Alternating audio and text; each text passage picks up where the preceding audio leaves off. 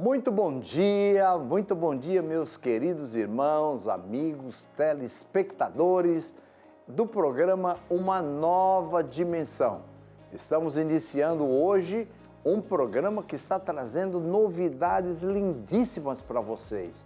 E nós estamos, vivendo um tempo de alegria, um tempo de festa, porque quem vive com Jesus sempre vive com a alegria. Porque Jesus é a alegria dos homens. E hoje você mais uma vez vai ouvir mensagens de fé poderosíssimas. Você vai receber aí canções lindíssimas e testemunhos para enlevo da tua alma. E eu quero desejar a você toda a sorte de bênçãos nesse dia e fique conosco. Não desligue o teu televisor, porque você vai receber ainda uma oração de fé no final dessa programação. Deus te abençoe e vamos juntos nesse dia. Muito bom dia, meus queridos, na paz do Senhor. Nesta manhã de quinta-feira, eu quero iniciar o programa deixando uma mensagem de fé para o seu coração. Eu não sei quais são os seus problemas, mas uma coisa eu tenho certeza e total convicção. No meio das dificuldades da vida, Deus quer lhe dar vitória. Então, o meu conselho para você hoje aqui é não desista. Você chegou até aqui, então continue. Se o desânimo alcançou você, você pode ficar ligadinho aqui porque Deus tem uma palavra abençoada para encher seu coração de fé aqui nesta manhã.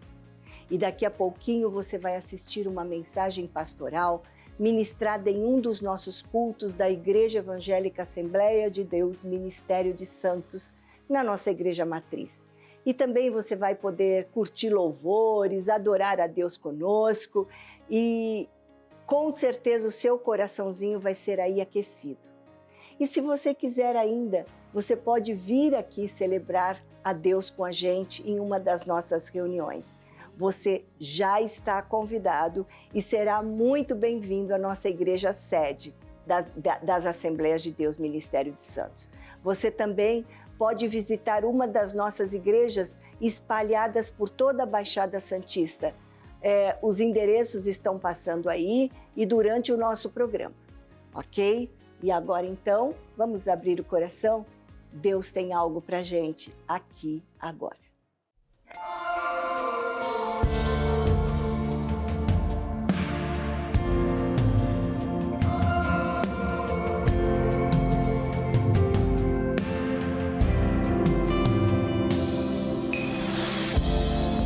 Posso até estar aflito, mas nunca derrotado. Eu posso até chorar, eu posso até sofrer, mas o amanhã virá e minha fé será recompensada e o meu Deus não falha.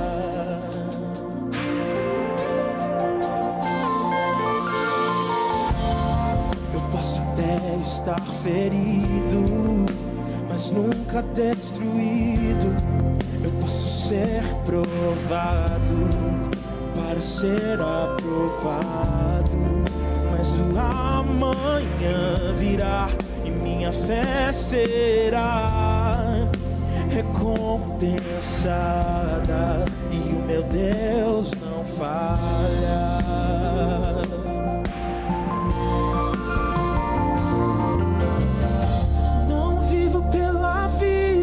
Não, eu vivo pela fé, então. Canta, igreja. Eu olho para o alto, então vem o socorro, sim.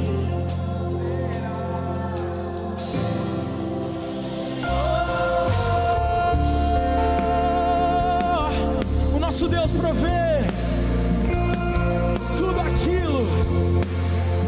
tudo aquilo que nos falta. Eu posso até estar aflito, mas nunca derrotado. Eu posso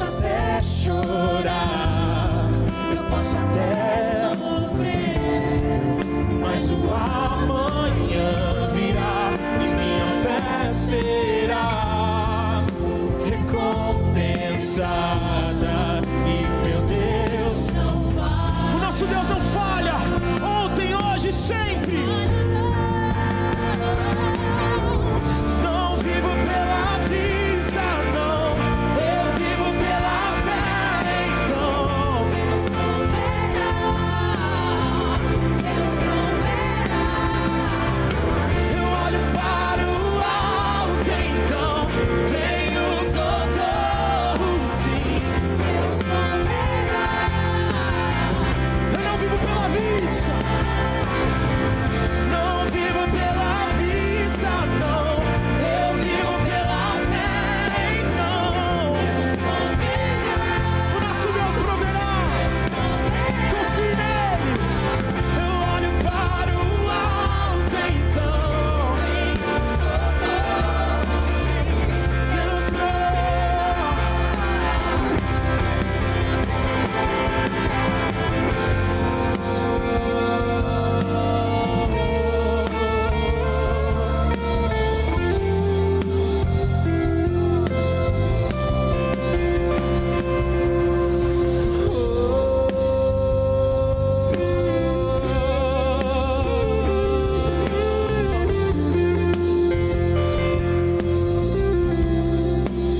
Deus proverá quando o azeite e a farinha faltar, quando a minha força se esgotar. Deus proverá, Deus proverá. Mesmo cego me faz enxergar, mesmo falho me faz andar sobre as águas. Deus proverá quando azeite a farinha faltar, quando a minha Aquilo que força se tem esgotar. tocado o teu coração, o motivo pelo qual te deixou aflito, saiba que Deus vai prover, saiba que Deus vai resolver. Andar sobre as águas. Deus proverá. Deus proverá quando a azeite faltar, quando a minha força se esgotar. Deus proverá, Deus proverá. Mesmo cego me faz enxergar, mesmo falho me faz andar. Eu não vivo pela vista, não vivo pela vista, não, eu vivo pela fé. Deus proverá. Se você vive pela fé, se você está aqui pela fé, cante ao Senhor. Vem o socorro, sim. Deus proverá. Não vivo pela vista, Não vivo pela vista, não. Eu vivo pela fé. Deus proverá. Olho para o alto, então vem o socorro, sim. Deus proverá.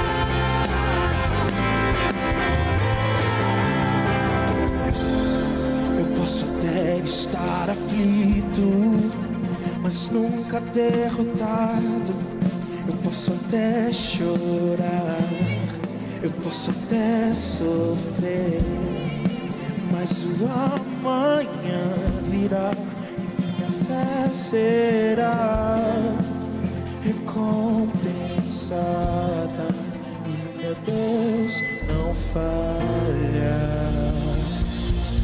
o nosso Deus não falha, o nosso Deus não falha, o nosso Deus não falha. Glória a Deus, aplauda o nome dele. Aleluia. Ainda em pé, se você puder erguer as tuas mãos nesse instante. O Espírito do Senhor me leva a interceder por pessoas que estão passando por um momento de aflição. Nós, na nossa igreja, não cremos na teologia da prosperidade, mas nós cremos na prosperidade bíblica. Nós cremos no Deus que provê todas as coisas. E eu quero agora orar por você. Eu quero ministrar a bênção do Senhor sobre a sua vida. Pai, em nome de Jesus, nós acabamos de cantar, eu não sei quantos corações aqui estão aflitos por portas que talvez ainda não foram abertas. Pai, vem de encontro a essas vidas, que o coração aflito por aquilo que precisa ser realizado, por aquilo que precisa ser feito, Pai, em nome de Jesus, abre a porta. Senhor, libera a bênção. Às vezes nós estamos esperando que a porta seja aberta do nosso jeito. Às vezes é uma porta de emprego, uma entrevista que foi feita, mas não é assim que o Senhor deseja fazer. Então que a nossa expectativa seja lançada não naquilo que esteja diante dos nossos olhos, mas naquilo que os nossos olhos não veem. Que a nossa fé esteja lançada em Ti, Senhor, na Tua presença. Que a nossa fé não esteja apenas firmada naquilo que vemos. Senhor, acrescenta a fé nesse momento. Acrescenta a fé dos meus irmãos. Acrescenta a esperança na vida dos meus irmãos. Que eles recebam nesse momento a bênção bíblica da prosperidade. Que nenhum, Senhor Deus, dos Teus pequeninos sentirá falta de nada. Que nenhum daqueles que Te servem verdadeiramente, aqueles que colocam o coração diante de Ti, aqueles que dobram os joelhos diante de Ti, aqueles que permanecem em fidelidade, aqueles, Senhor Deus, que estão seguros na Tua palavra, que eles recebam da Tua bênção nesse momento, que eles recebam da Tua bênção nesse instante. Em nome de Jesus nós oramos, em nome de Jesus nós clamamos junto com eles. Que você receba, em nome de Jesus, nesse momento da parte do Senhor, a bênção que você precisa para essa semana.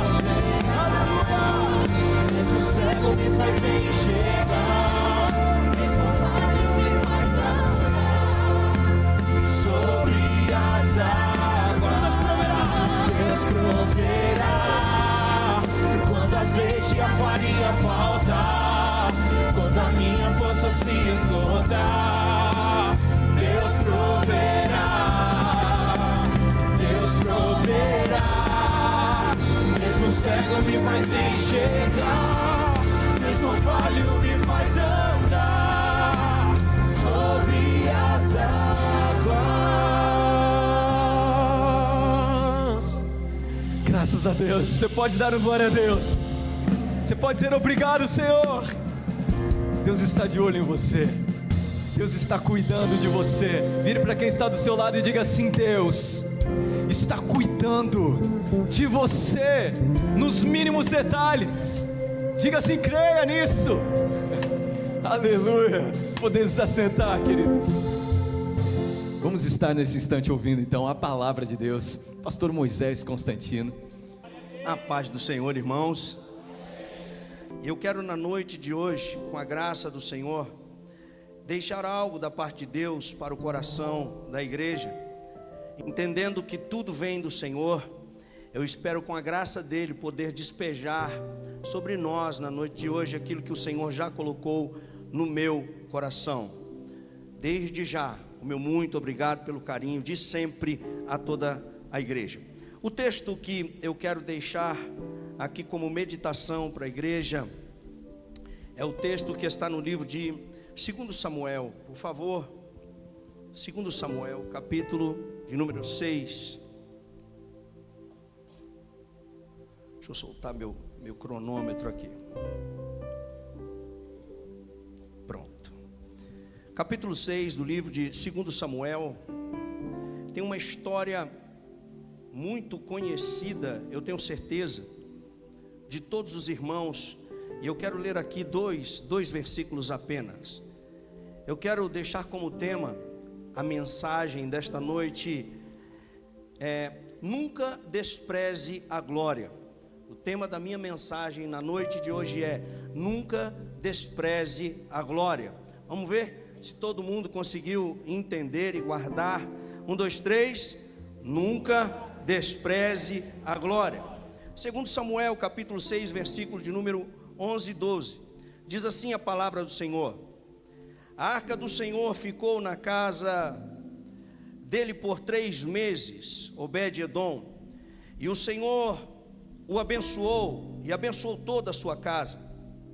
E disseram ao rei Davi: o Senhor tem abençoado a família de Obed-edom e tudo o que ele possui, por causa da arca de Deus. Então Davi, com grande festa, foi à casa de Obed-edom e ordenou que levasse a arca de Deus de volta para a cidade de Davi. Posso ouvir um amém? Irmãos, todos nós sabemos que falar da arca da aliança é falarmos da glória de Deus, da presença de Deus. Falarmos da arca da aliança é falarmos de um dos maiores símbolos que Israel tinha naquele tempo. E quando nós olhamos lá no livro do Êxodo, por exemplo, no capítulo de número 3, nós vemos que Deus, ele dá uma ordem a Moisés, para que Moisés tire o seu povo do Egito, a fim de levá-los à terra prometida, a Canaã. E nesse percurso do Egito a Canaã, Deus, ele percebe a necessidade de estar no meio do seu povo. Até porque quando Deus se revelou, ele não se revelou a este povo. Quando Deus se revelou, ele se revelou a Abraão, ele se revelou a Jacó, ele se revelou a José, mas a este povo ele ainda não havia se revelado, diz a Bíblia. Então Deus vai criar um meio, uma maneira de estar no meio do seu povo. E Deus, na sua onisciência, ele sabia que a caminhada desse povo até a terra prometida não seria fácil. Seria uma caminhada, diz a Bíblia, de dificuldades, de desafios, que o seu povo haveria de enfrentar. Então, nós olhamos a Bíblia e vemos um Deus onisciente, que precisava se manifestar ao seu povo de alguma forma. E seria essa forma que Deus diria ao seu povo: eu estou com vocês, eu estou no meio de vocês. Aí então, em Êxodo 25, diz a Bíblia aqui, a partir do versículo 10, Deus manda Moisés construir esta arca, cuja qual nós acabamos de falar, que estava na casa de Obed-edom, e Davi decidiu trazê-la de volta para a cidade de Davi.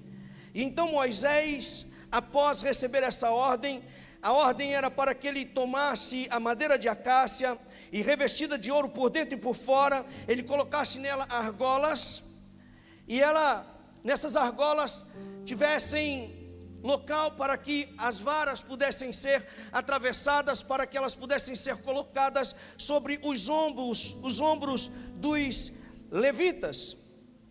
A arca, ela tinha uma tampa, e sobre essa tampa haviam 2 querubins. Os 2 querubins que ficavam um de frente para o outro, cujas asas, elas quase chegavam a se tocar. A Bíblia diz que dentro dessa arca estavam guardados a arca, a tábua da lei, a vara de Arão e um pote de ouro com o maná que havia caído do céu. E esses 3 objetos, segundo a Bíblia, eles tinham uma representação. A Bíblia estava mostrando com isso que Deus, ele tinha uma aliança com o seu povo. Alguns judeus e alguns prosélitos, eles chegam a dizer que não era apenas uma representação, e sim a própria manifestação de Deus. Quem olhava para a imagem do maná tinha a certeza absoluta de que Deus é provedor e nunca haveria de faltar nada para aquele povo. Quem olhava para a vara tinha a certeza de que Deus era um Deus justo, que a justiça de Deus estaria sobre a vida daquele povo. Quem olhava para o pote com o maná sabia: Deus não vai deixar faltar. Podemos sair para o deserto. Por quê? Porque Deus está conosco. Quem olhava para as tábuas da lei sabia que Deus era um Deus de regras, de normas, que Ele é um Deus que gosta de coisas ordeiras. Então, a Bíblia nos mostra que esses querubins era onde se manifestava a glória de Deus, a presença de Deus. E por isso nós lemos na Bíblia Sagrada que Deus, Ele se manifesta entre os querubins. A maior riqueza que Israel possuía, segundo a Bíblia, estava simbolizado pela presença de Deus e a glória de Deus que era representada por esta arca. Ninguém podia tocar nela, a não ser os levitas para transportá-la. Nós dissemos aqui ainda há pouco que ela estava na casa de Obed-edom, mas a pergunta que nós podemos fazer para nós mesmos nessa noite é: como essa arca foi parar na casa de Obed-edom? Aí então nós vemos aqui a Bíblia dizer, quando Israel ele entra na terra prometida, Deus estabelece um governo, e esse governo Deus vai chamar de governo teocrático. É o governo de Deus através da vida de um homem que governa através de um ministério sacerdotal. E o sacerdote, ele atuava também como um juiz. Ele não só queimava incenso, ele não só oferecia sacrifício, mas ele também era responsável por conduzir o povo, julgar as causas. E a Bíblia me diz que esse homem da atual história era Eli. Esse era o sacerdote na época em que esta arca, que representa a glória de Deus, vai ser tomada. Eli, a Bíblia diz que ele tinha 2 filhos. Os seus filhos chamavam-se Ofni e Finéias. Esses meninos, segundo a Bíblia, eram meninos irreverentes, eram meninos rebeldes, eram meninos prevaricadores, meninos que se apropriavam até mesmo das ofertas que eram levadas para a casa de Deus, meninos que não tinham temor nenhum ao Senhor. A Bíblia diz que grande e má era a fama desses meninos, mas pela linhagem e pelo costume, num determinado tempo em que Israel precisava sair à guerra, eles foram quem estava na liderança dessa guerra. E quando Israel saiu para pelejar, diz a Bíblia que eles chegaram na batalha, e com eles estava a arca do Senhor. E quando a arca de Deus, ela chegava na batalha, os inimigos eles temiam e tremiam. Por quê? Porque eles tinham a consciência de que Deus estava com Israel. E quando Deus está na batalha, a batalha se torna imperdível. Eu vou repetir: quando Deus está na batalha, a batalha se torna imperdível. A Bíblia diz que nesta guerra, neste momento, 1 de Samuel, capítulo de número 4, os filhos de Eli, eles estavam à frente dessa batalha, e por incrível que pareça, dessa vez Israel não obteve vitória. Dessa vez Israel perdeu. E a pergunta é: Moisés, por que Israel perdeu se a arca estava lá? Por que Israel perdeu se a glória estava lá? Por que Israel perdeu se Deus estava presente? Eu disse ainda há pouco para os irmãos que Ofni e Finéias eram pessoas descomprometidas com Deus, prevaricadores, desobedientes, irresponsáveis com a glória de Deus e com a casa de Deus.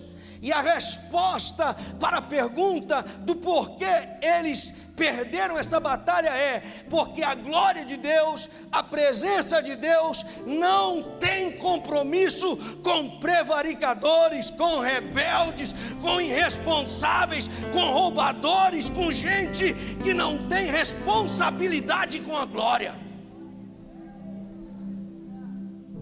E nesse momento, algo que não poderia acontecer, acontece. Deus não ajudou Israel. Morre Ofni e Finéias. Pior do que isso, a arca é tomada pelos filisteus. Diz a Bíblia que o menino, ele sai correndo, ele volta para Siló para dar a notícia. E quando ele chega em Siló e ele se encontra com o sacerdote Eli, ele vai dar a notícia. E a notícia que ele vai dar é: Eli, os seus filhos morreram. Até aí tudo bem. Ele sente, fica impactado. Mas quando esse menino ele diz: a arca foi tomada, a Bíblia diz que o Eli, ele caiu da cadeira, quebrou o pescoço e morreu. Como é que é, pastor? Mas que insensibilidade desse pai com os filhos. Quando fala que os filhos morreram, não houve tamanho trauma, tamanha dor, tamanha reação. Mas quando fala da glória, aí então ele cai da cadeira ao ponto de quebrar o pescoço e morrer. Sim, sabe por quê?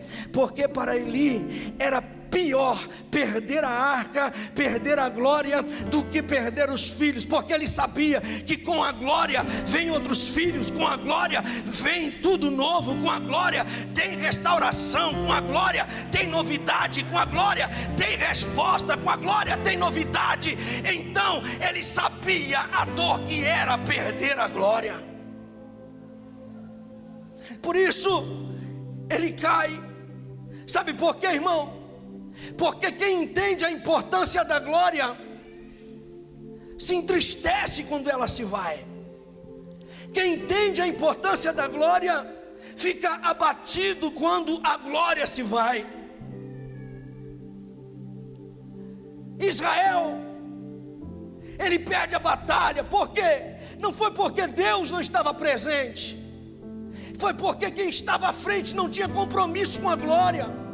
Havia rebeldia, havia desobediência, havia prevaricações. Agora quando chega a notícia novamente para Eli, ele sente, ele cai, ele morre. E sabe o que acontece? Logo em seguida diz a Bíblia que a esposa de Finéias estava grávida. E também a notícia chega para ela de que o seu marido havia morrido. E pasmem os senhores, a Bíblia diz no versículo de número 19 que a esposa de Finéias estava grávida e ainda não era hora de dar à luz. Mas quando ela ouviu a notícia sobre a morte do seu marido, ela teve claramente dores de parto. Mas ela não fica tão sentida também quando ela escuta que o marido morreu.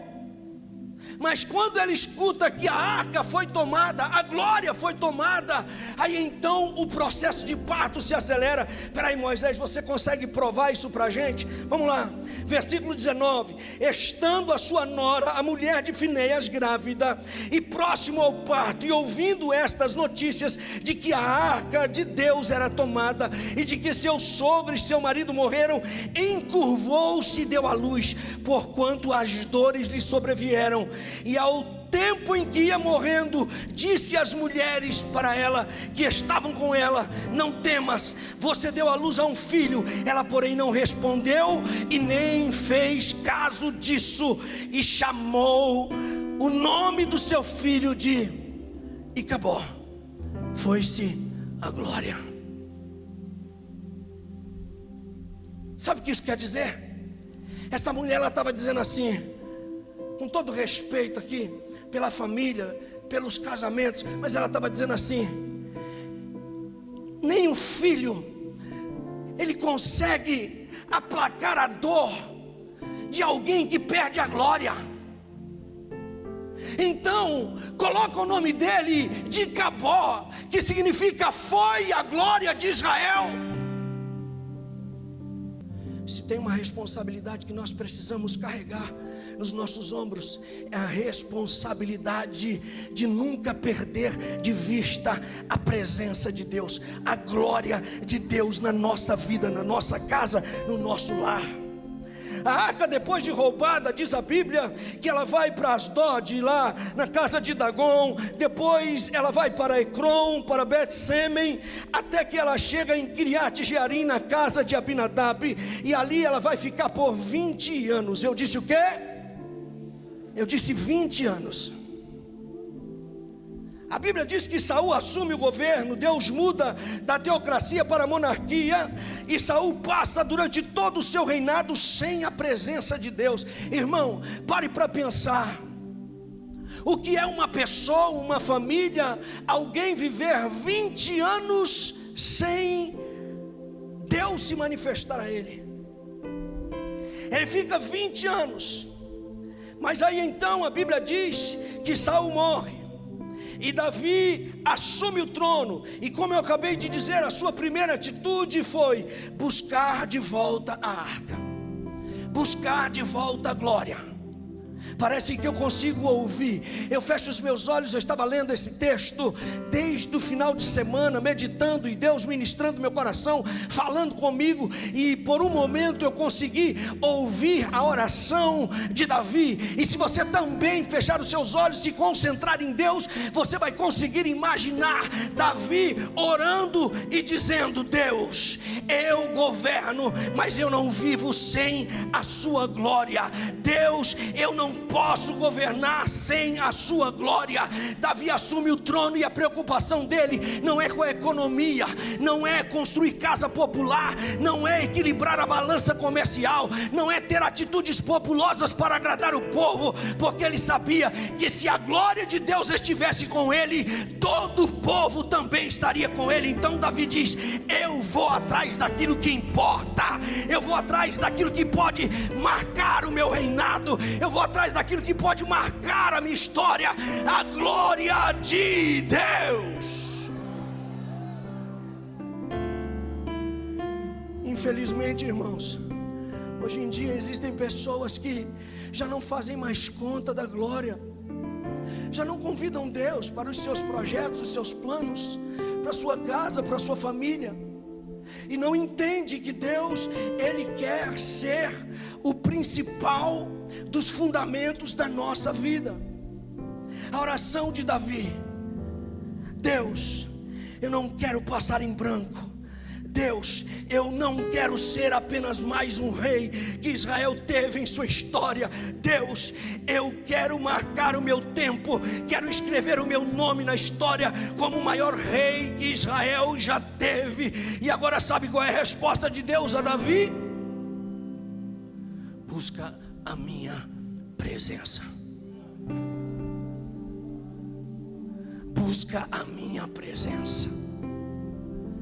Interessante, por que Deus não diz assim: ô Davi, muda de país, se matricula numa universidade federal, faça um curso de administração, de economia, aprenda oratória? Não. Sabe por quê? Porque tem muita gente com curso, muita gente que estudou muito, muita gente com muita formação, mas que perdeu a glória e não chega em lugar nenhum. Tem gente que é cheio de formação e está sendo mandado por gente que não sabe falar A com B, mas que é cheio da glória e do poder de Deus.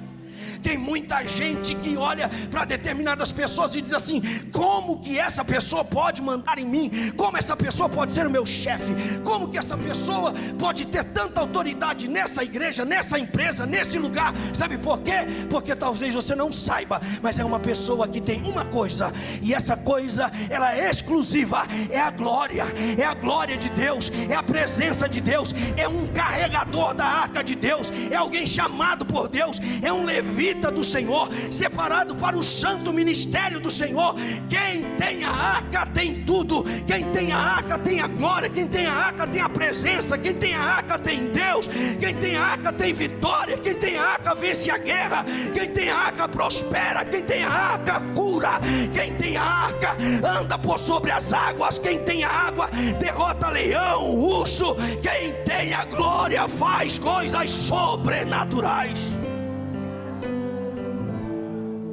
Tem glória, tem glória, tem glória, tem glória, tem glória na esquerda, tem glória aí atrás, tem glória na direita, tem glória no altar, tem glória. Se tem glória, a coisa é diferente. Se tem glória, você vai marcar o seu tempo. Se tem glória, você vai marcar a sua história. Não se preocupe com nada, não se preocupe com mais nada. Se preocupe em manter-se na presença de Deus. Se preocupe em estar perto da glória. A Bíblia diz que Davi, ele decide buscar a arca, e diz a Bíblia que ele foi buscá-la na casa de Abinadab, lá em Kiriat Jearim. Davi, ele faz um carro novo e tal, constrói um carro bonito, chega lá na casa de Abinadab, pega a arca, coloca em cima do carro e vem numa festa incrível. E no meio do caminho diz a Bíblia que esse carro de boi, ele tropeça e a arca vai cair. E quando a arca vai cair, um jovem chamado Uzá, ele estende a mão, diz a Bíblia, e toca na arca para que ela não caia. E quando ele toca na arca, diz a Bíblia que Deus, ele abre uma ruptura na história, ele mata Uzá instantaneamente. E aqui tem mais uma aplicação, sabe qual é? Tem muita gente morrendo, achando que está fazendo a coisa certa, porém da maneira errada. O errado, ele vai continuar sendo errado, quando você não entende que porque você está fazendo da maneira certa, mas na hora errada, ele está errado. Moisés, esse menino, ele fez um bem. A arca não era a glória, a arca não era a presença de Deus, então ele deveria ter deixado cair. Entenda, irmão, Deus, Ele não precisa nem de mim, nem de você, nem de Uzá para se defender, para se proteger. Ele se autoprotege, Ele se autodefende. Ele não precisa de irresponsabilidade, Ele não precisa de desobediência para justificar nada. Deus, Ele é Deus em todo o tempo. É por isso que Ele abre uma ruptura na história e Ele mata Uzá instantaneamente, ao ponto, diz a Bíblia, de Davi ficar triste com aquilo. Ele se entristece, acabou a festa. Ele chama a sua equipe e parece que eu vejo Davi dizer assim: procura um lugar para deixar essa arca, porque acabou a festa, acabou a alegria. E eles encontram a casa de Obed-edom. E diz a Bíblia Sagrada que lá ela fica 3 meses. E a notícia que chega aos ouvidos de Davi depois desses 3 meses é o texto que nós lemos, 2 Samuel capítulo 6, versículo 11 e 12. Deus está abençoando tremendamente Obed-edom e a sua casa. Agora, algo me chama a atenção e eu preciso falar sobre isso com vocês, e aqui eu encerro o meu pensamento que Deus plantou em mim. Essa mesma arca, ela fica na casa de Abinadab, diz a Bíblia, 20 anos. Há 3 meses ela está na casa de Obed-edom. O interessante, pastores, é que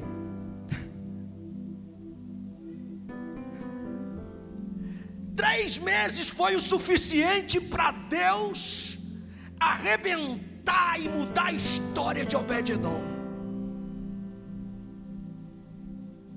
ao ponto da notícia chegar lá no ouvido de Davi: Davi, Obed-edom está arrebentando, ele, a sua casa estão prosperando absurdamente. Mas a pergunta que não quer calar é: se Deus fez menção a bênção e a prosperidade de 3 meses que a arca permaneceu na casa de Obed-edom, por que que ele não faz menção a essa mesma bênção na casa de Abinadab? Porque 20 anos não houve sucesso? Porque 20 anos não houve mudança, não houve transformação?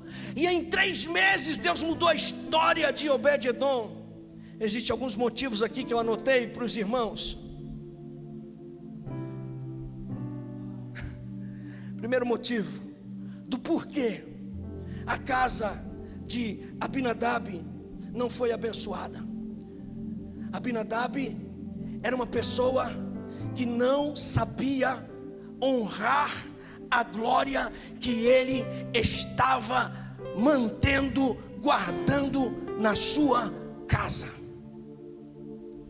Tem gente que não sabe a importância da glória, a importância que você tem em ser um transportador da glória. Irmão, eu quero dizer para você que até o diabo, ele sabe a importância de um crente que tem a glória. E tem muita gente que não sabe a importância que tem em ter a glória, ser um detentor da glória, levar a glória, ter a glória na sua casa. Abinadab não sabia isso. A Bíblia mostra que certa vez Jesus Cristo, ele vai fazer uma oração com seus discípulos, e nessa oração ele dá alguns ensinamentos. Mateus 6, 9 ao 13, Lucas 11, do 2 ao 4, Jesus ele faz a conhecida oração do Pai Nosso. E na oração do Pai Nosso, ele ensinando, ele diz: Pai nosso que está no céu, santificado seja o teu nome, venha a nós o teu reino, seja feita a sua vontade, assim na terra como no céu. O pão nosso de cada dia dá-nos hoje, perdoai as nossas dívidas, assim como nós perdoamos aos nossos devedores, não deixeis cair em tentação, mas livra-nos do mal. Aí então ele diz 3 propriedades que Deus ele tem, porque teu é o poder, tua é a glória e teu é o reino. Teu é o reino, teu é o poder e tu é a glória. Vamos lá profeticamente comigo, igreja. Teu é o reino, teu é o poder, teu é o, tua é a glória, tua é a. Pois é, esse é o problema de algumas pessoas que não respeitam, não entendem, não sabem distinguir a importância da glória. As pessoas não entendem que o reino, ele pertence a Deus. Abinadab talvez não entendeu que essa propriedade, essa atribuição era de Deus. O reino não é do homem, o reino pertence a Deus. Deus não tem império, Deus tem reino. Todas as vezes que você vê alguém dizendo assim, fulano tem um império, saiba que tem alguma injustiça, algo maligno, porque Deus não tem império, Deus tem reino. Lá em Colossenses 1,13 a Bíblia diz: Ele nos transportou do império das trevas e nos levou para o reino do Filho do seu amor. Deus tem reino.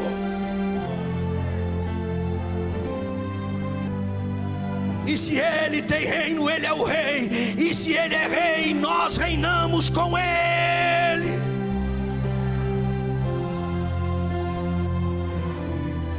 Abram, ó portais, deixe entrar o Rei da Glória. Quem é esse Rei da Glória? Ele é o Senhor, é o forte, é o campeão na batalha, é aquele que nunca perdeu uma guerra. Ele é o Rei da Glória.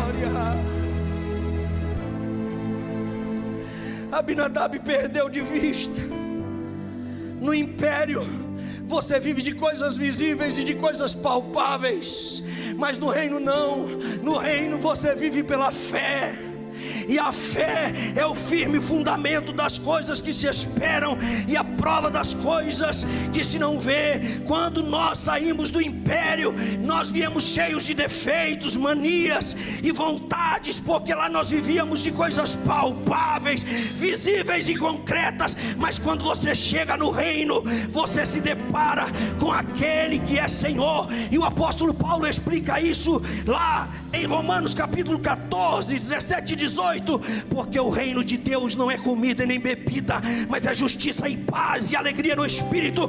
Porque quem nisto serve a Cristo, agradável é a Deus e aceito aos homens.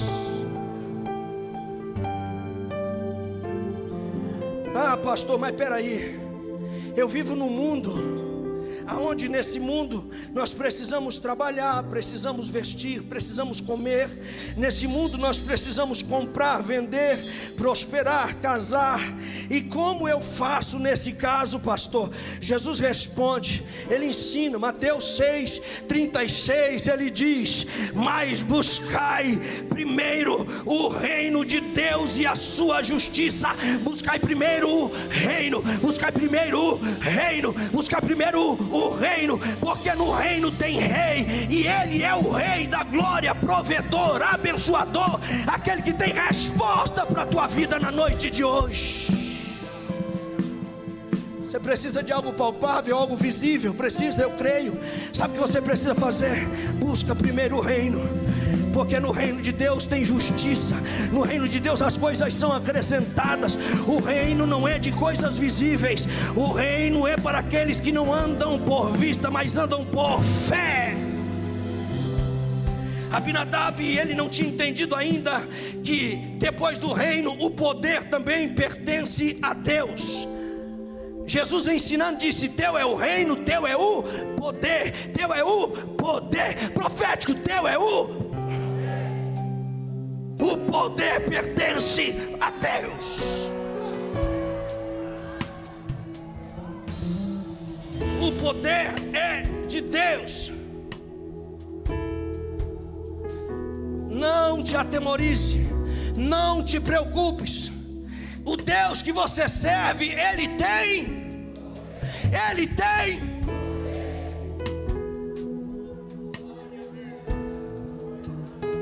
Só mais uma, pastor, prova para mim que Ele tem poder. Eu provo. Salmo 62, versículo de número 11. Uma coisa disse Deus, 2 vezes a ouvir: o poder pertence a Deus. É tão poderoso quando Ele fala, que Ele fala uma, você ouve 2, 3, 4, porque a sua voz ela ecoa de eternidade, eternidade, eternidade. Ele é Deus. O poder pertence a Deus. Abinadab, 20 anos com a arca em casa, ele não tinha identificado que a glória é de Deus. Teu é o reino, teu é o poder, tua é a glória, tua é a arca simbolizava a glória de Deus. Alguém pode perguntar: pastor, por que Abinadab não prosperou tendo a glória de Deus na sua casa? Porque Deus não divide a glória dele com ninguém. É simples. Eu e você precisamos entender: Deus ele te honra, Deus ele te coloca em lugares estratégicos, Deus ele te coloca em lugares altos, porém a glória é dele. Quando a cadeira de Eli, quando Eli ele cai da cadeira, por exemplo, você percebe, o texto é claro. O texto não diz a cadeira quebrou e Eli caiu, não, a cadeira continua de pé. Quem caiu foi Eli. Por quê? Porque Deus ele dá honra, ele tira honra, ele dá poder, ele tira poder, ele exalta, ele abate, ele pega o pobre do monturo e coloca para ele se assentar entre os príncipes dessa terra, porque ele é o rei, ele tem poder e dele é a glória. E quem é zeloso com a glória, sabe o que acontece? Recebe privilégios. Qual foi o privilégio de Obed-edom? Pelo menos 3. Ele com seus filhos se tornaram adoradores da casa do Senhor. Adoradores da casa do Senhor. Davi começa a estabelecer a ordem do culto, começa a distribuir funções. Quando chega em Obed-edom e os seus filhos, ele diz assim: vocês para cá. Está vendo aquele homem ali? Quem é? É Asaf. O que é que ele faz? Ele é o responsável pela adoração aqui na casa de Deus. Vocês apresentem-se a Ele, porque vocês vão fazer parte do coral celestial. Adoradores. Eu disse adoradores. São aqueles a quem Deus procura. Que mais que a família de Obed-edom recebe como bênção? Obed-edom, você vai ficar de olho aqui, ó, nos tesouros do palácio e nos tesouros da casa de Deus. Que honra eu poder tomar conta dos tesouros da casa de Deus e do palácio. Sabe por quê? Porque quem cuida da glória não vai ser negligente. Se você cuidou da glória, que é algo tão importante, de tanto valor, e você não a perdeu, não desmereceu, não deixou que ela fosse roubada, você vai cuidar muito bem das coisas do tesouro, da casa de Deus e também da casa do Senhor, do templo. Deus tem bênção para o adorador, Deus tem glória para o adorador, Deus tem glória para aquele que adora. Aonde está a arca de Deus na tua vida? Por favor, posso fazer uma oração, pastor Rodrigo? Fique de pé, por favor, por gentileza, com toda a educação do mundo.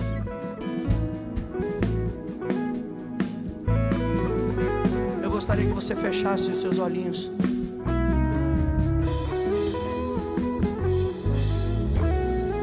E você pudesse nesse momento fazer uma introspecção e falar para Deus: Deus, a tua glória está aqui e eu não quero ir embora sem percebê-la. Eu não quero ir embora sem me relacionar com a sua glória. Deus, houve um tempo na minha vida em que a glória ela fazia uma diferença enorme. você que de repente se afastou, está afastado, você que desprezou a glória, você que não entendeu a importância da glória, de repente você está aqui nessa noite, quem sabe é o dia, é a hora, é a noite especial, onde você pode dizer para o Senhor: Senhor, eu não quero perder definitivamente a sua glória, eu não quero perder as minhas guerras, Senhor, eu posso ser um derrotado mesmo estando dentro da tua casa, porque estar dentro da casa de Deus não faz diferença para aquele que não respeita a glória. Entenda isso, Ófine e Finéias, eles estavam com a glória e perderam a guerra, perderam a arca, perderam a vida, o pai morreu, o filho teve um nome marcado na história como a glória se foi de Israel. Eu acredito que você não quer isso para a sua vida, então se você não quer isso para a sua vida, diga para o Senhor que há um espaço para Ele, há um espaço para a glória, há um espaço para a glória na tua casa, há um espaço para a glória na tua vida, há um espaço para a glória no teu lar, há um espaço para a glória no teu trabalho, há um espaço para a glória no teu coração, há um espaço para a glória na tua mente, há espaço, a mesa está posta e tem lugar nela, você pode se assentar. E estamos encerrando mais um programa, Uma Nova Dimensão. E eu quero que você desfrute da alegria que eu estou sentindo, é claro. Porque se eu não levar para você a alegria, como que vai ser esse programa, não é verdade? A equipe está feliz, todo mundo sorridente hoje aqui. Sabe por quê? Porque o programa está uma delícia no dia de hoje. Que a bênção de Deus esteja sobre a tua vida e eu vou orar por vocês agora. Eu quero que você feche os seus olhos, curve a tua cabeça e eu vou pedir a bênção de Deus para a tua vida. Pai, em nome de Jesus, mais uma vez, chegamos diante do teu trono para abençoar aqueles que nos assistem. Inicia, Senhor, a oração desse dia, pedindo a tua bênção para esse país tão lindo, para o Brasil, que a nossa nação venha desfrutar de paz, de alegria, de felicidade. Também, Senhor, abençoa os encarcerados que estão me assistindo no dia de hoje e que precisam de uma bênção para ter paz e estar libertos daqui a pouco. Em nome de Jesus, eu quero ordenar a bênção para os enfermos, que aquele que está doente no hospital, na sua casa, receba a bênção da cura agora, em nome de Jesus, porque Ele é o Senhor que cura. Quero pedir a tua bênção ainda para cada família, quero pedir a tua bênção para cada um que está junto de nós, clamando por a solução de problemas. Quantos problemas existem?